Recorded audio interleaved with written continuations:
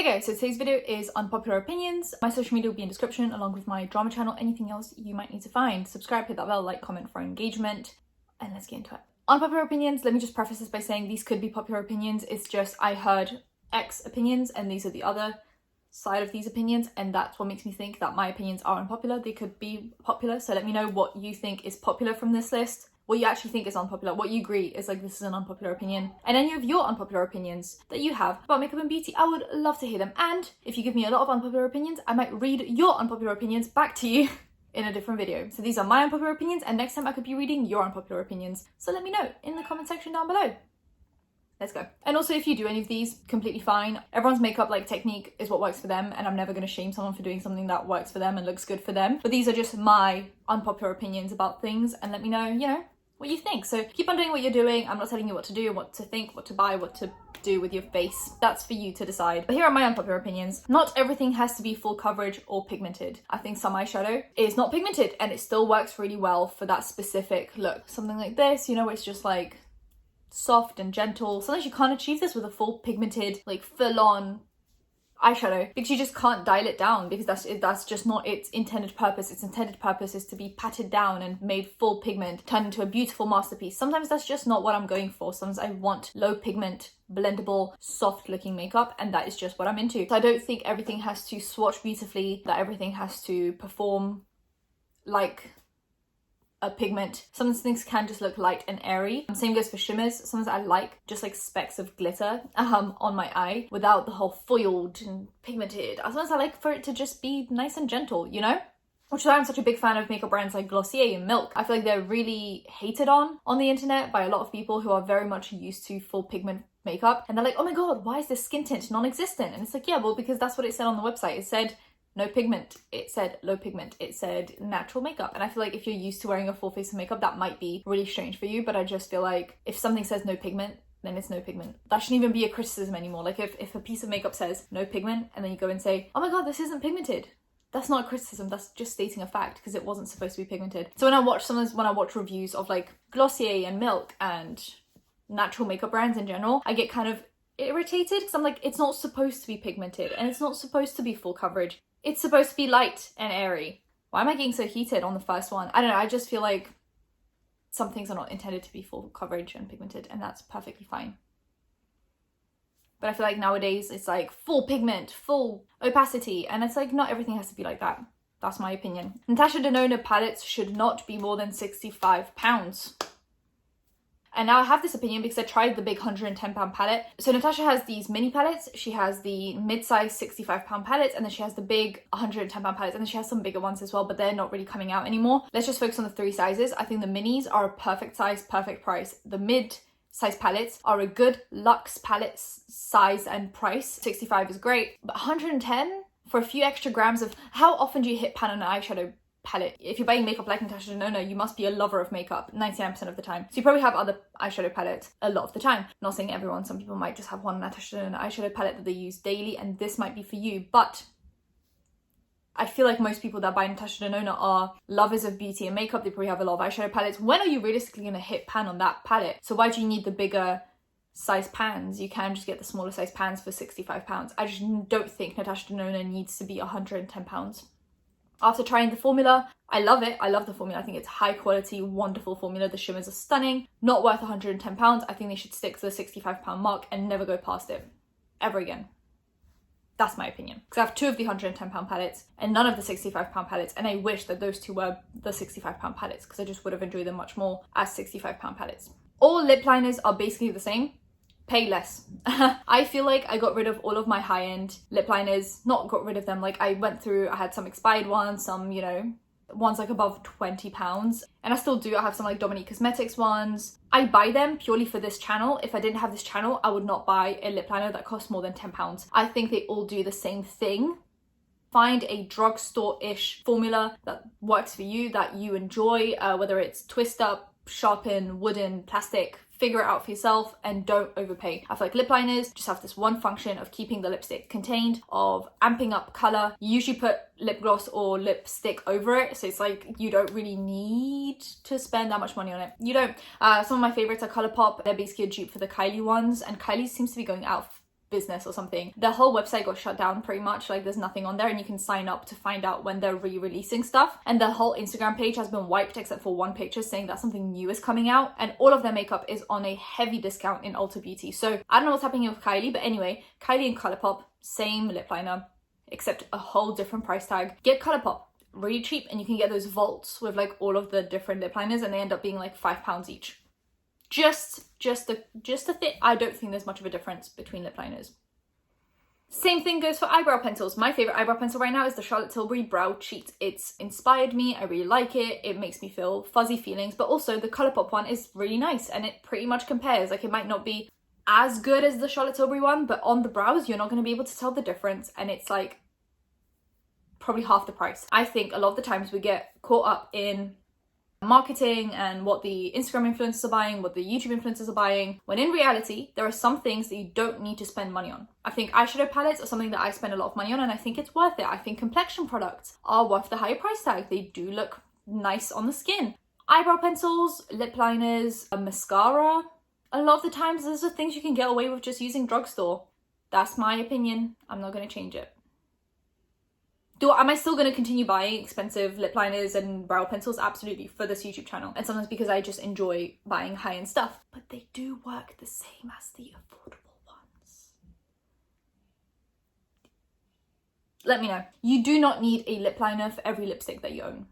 I used to think that I had to have the lipstick and lip liner to match. You don't need this. Under lipstick, you can barely tell what lip liner you're wearing anyway. Mainly if you're wearing like nudes of all kinds, whatever nudes you like to wear, pink, brown, deep, light, whatever it is that you enjoy wearing when it comes to nudes. You do not need your lip liner and lipstick to match. For example, if you love a luxe £40 nude lipstick and you're looking for a lip liner for it, you can just get Colourpop. You do not need to then buy a lip liner from a luxe brand or from the same brand. You know how they like to sell the lip kits? From when Kylie did the whole lip kit thing, it became a trend to buy exact matching lip liners and lipsticks, and I realized how dumb that is for me personally, because yeah, it's nice to have the same shade of lip liner and lipstick, but also you can just find a very similar shade, like let's say red, like this kind of red. If you're looking for this kind of red lipstick, let's say this is the Hourglass vegan lipstick that I told you about recently. It's really expensive, and the lip liner for this from Hourglass would probably also be really expensive. But I'm wearing a Colourpop red lip liner, and it did the same thing. It didn't change the shade of the lipstick at all. I pretty much found an exact colour match, lined a tiny bit, and then applied the lipstick, and you could not tell a difference between the Hourglass one. So this kind of links to the all lip liners are the same mentality. You do not need to get lip liner from the same brand as the lipstick. You don't need an exact match. It actually looks quite nice when the lip liner is a little bit deeper than the lipstick. It adds a bit of dimension to your lip. So don't be too caught up on always buying sets together, because I feel like that's how you waste money, and then you end up with a lot of lip liners that you don't need and don't use. I a lot of the times use nude lipstick without lip liner because it's just easier that way. It wastes less time, and sometimes I enjoy the shade of the lipstick and I don't want it to change. I usually will have just like one lip liner that I use for months on end if I get obsessed with one shade. And it'll be just like this one nude lip liner that I'll just throw on and then forget about. And then I'll just neglect all of my other nude lip liners that all look exactly the same. So no, you do not need your lipstick and lip liner to match every single time. Get one nude lip liner that you really enjoy, get one red that you really enjoy, get one pink that you really enjoy, and then call it a night. Call it a night. You do not need that many lip liners. They're just there to secure your lipstick in place and make sure that your lines are all even and straight. Other than that, I just think it's kind of pointless and a bit of a waste of money. And that's coming from someone that has like pots of lip liners, and I don't use most of them because they all look the same on the lips. A lot of the times I don't buy drugstore brands because I find them kind of boring. That's that. A lot of the times people are like, why don't you buy more affordable makeup? And I'm like, because makeup just makes me really happy, and high-end brands have like the marketing and the packaging and it all feels so luxe and exciting. It does the same function as the drugstore makeup. I just feel like I get more excitement out of buying the high-end makeup, so I end up buying the high-end makeup. Also, I find a lot of high-end brands are cruelty-free and a lot of drugstore brands just aren't, and that is really strange to me. But yeah, I just get more excitement out of high-end brands due to the marketing, the packaging, the whole shebang of having a collection. So a lot of the times I will pick a high-end brand over a drugstore brand, even if it means I'll get one lipstick instead of 4. I prefer to have that one high-end lipstick than the 4 drugstore ones, even though drugstore products are coming a long way, and I feel like now we're going to start to see a shift. I don't know if this is an unpopular opinion. Maybe this is an unpopular opinion. I feel like we're starting to see a shift from drugstore really coming in with the formulas. I just think the packaging needs some work. For example, NYX has really good formulas, but really awful packaging. So if I had to pick a high-end product or a NYX product, I'd pick a high-end product because I love packaging. But if NYX fixed its packaging,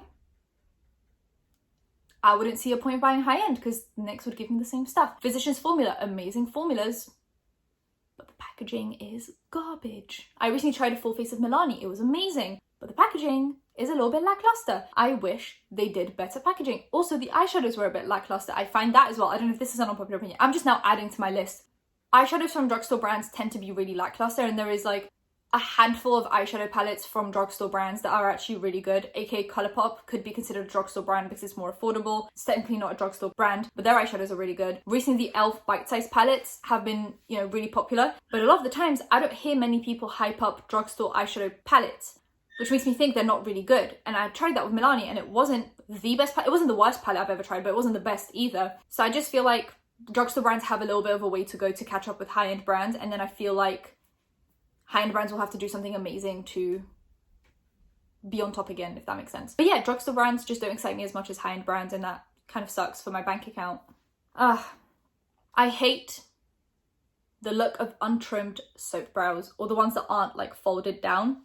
I don't know what it is. Mainly when you have full brows, I feel like they end up looking like slugs on the face. When people do the soap brows up and they either don't trim them so that they look good when they're soaped up, or they push them up but then they never do the swipe down so they all kind of make a line and they're like super thick and just like spiky up. I don't like that look. I don't enjoy it, and yeah, that's my opinion. I feel like this is the most controversial one. I don't like soap brows when they're super like, and I saw it recently and that's why I added it to the list, because I saw someone do soap brows and I was like, oh my god, I wish they have such amazing brows. I wish they just like scrape them down a tiny bit, like pushed up and then scrape down. I don't think big false lashes look good in person. I think big false lashes are a thing for Instagram and YouTube, but I don't like the way they look in person. Maybe it's just on me. I don't like the way they look on me. They're not a look that I'm into. And I'm not talking about like big, I'm talking about like huge lashes. I don't think they look good in person. I think you can quite clearly tell that they're so I just don't think they look good in person. Mainly from the side. They always look really nice from the front and then just not very good from the side because they're so long. So I never buy big lashes, even though they look really cute in videos. Sometimes a YouTuber will be like, this is what eyelash I'm wearing. And I check it out online and it's like the biggest thing I've ever seen, but it doesn't look like that on camera because they're facing forward and the camera kind of like washes things out. But if you wear that in person and you turn to the side, it just looks, like this. You look like a giraffe. Giraffes have really long lashes, right? YouTube/Instagram makeup does not look good in person ever. I don't think there is ever a situation where I've seen Instagram YouTube makeup in person and thought that it looks as good as the one on camera. I feel like on camera, full face, matte, baked looks incredible. In person, it looks crackly and like a face mask. And I used to do my makeup in like 2016. I did my makeup in person the way I would for the camera. I was very much into the Instagram makeup look, matte foundation, full coverage, bake, that whole thing. And I just don't think it looked good. It looks crackly and dry, and it looked like a face mask. It looked like I was wearing a mask on top of my face. So now I definitely go for a different type of look for in person and on camera because I just think that it looks more natural and more skin-like. So yeah, I just don't think YouTube makeup and Instagram makeup translates very well to real life. And that's why I don't really follow people like Jaclyn Hill when it comes to makeup tutorials. She does very much on-camera makeup. It's baking, concealers, the whole thing. And I just don't think it looks good in person.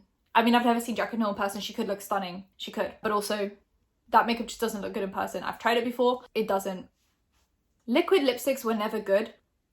We just got caught up in the hype, I think. I don't think liquid lipsticks were ever comfortable or they ever looked good in person. I know they looked good on camera. They didn't look good in person. But we were all just so caught up in the, oh my god, Kylie lip kit. And everyone was coming out with liquid lipsticks. And we were all just like, oh my god.